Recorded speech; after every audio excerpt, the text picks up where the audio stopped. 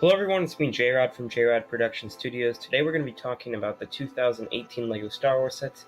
I promised I would do this video a while back. You may have already seen my videos about the different rumors and the set lists that we are going to be getting, and I'm sure by now you have all seen the actual images of the sets. In case you haven't, we're going to be showing images obviously in this video, but today I'm just going to be talking about a few different thoughts that I have on the current sets that we have seen just released by LEGO officially. So first of all, we're going to go ahead and start with the Last Jedi sets. This one first right here is the Ahch-To Island Training Set number 75200. You know, it's a pretty interesting set. Finally going to be able to get that Luke Skywalker minifigure.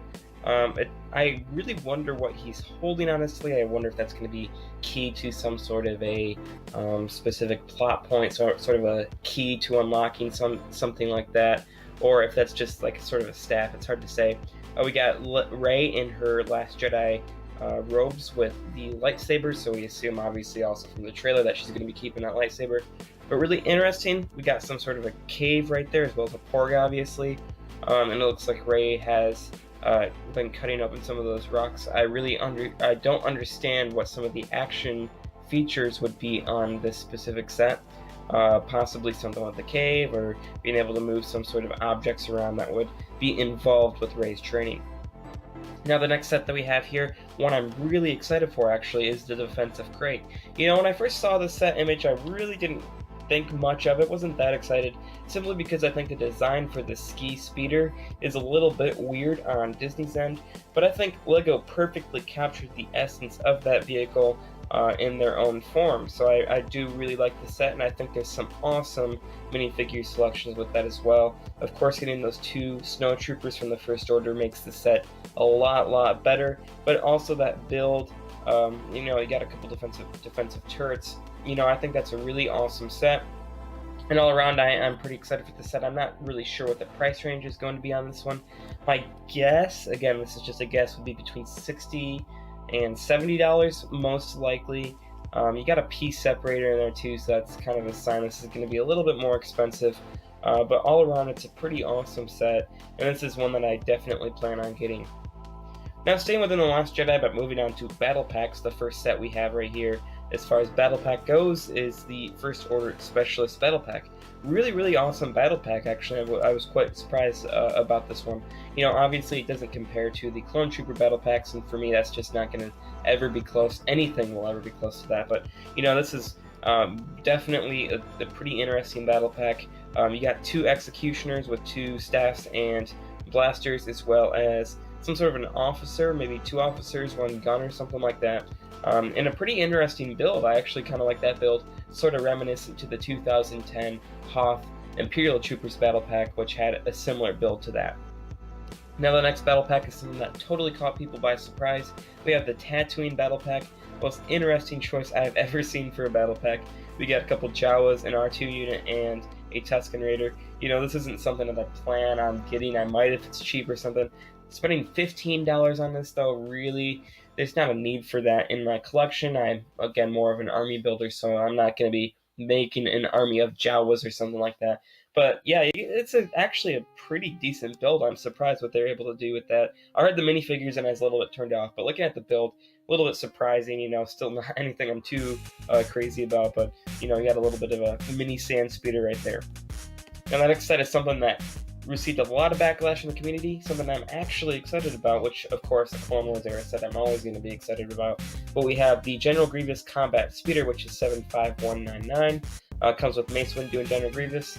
This, of course, is from that scene. Man, I don't remember what season it is. Maybe season 4, season 3. Anyways, the younglings are trying to rescue Ahsoka right after they had received their lightsaber crystals, or below their lightsabers, and this vehicle makes a brief appearance. So awesome to be able to see LEGO being able to bring back some vehicles, not very iconic, but still transforming them into pretty accurate LEGO sets. This is going to be a $30 set, and definitely something I am more than willing to pick up. So moving on to the Microfighters, here is the sort of new, to me, interesting that they would choose to do two in sort of one set as a versus series. This is the Ski Speeder versus the First Order Walker, which is actually an ATM-6. Set number 75195, so pretty interesting set. I could see this selling for about $20 to $25. Two pretty awesome builds, as well as two pretty cool minifigures as well. Now the next one we have is the A-Wing versus TIE Silencer.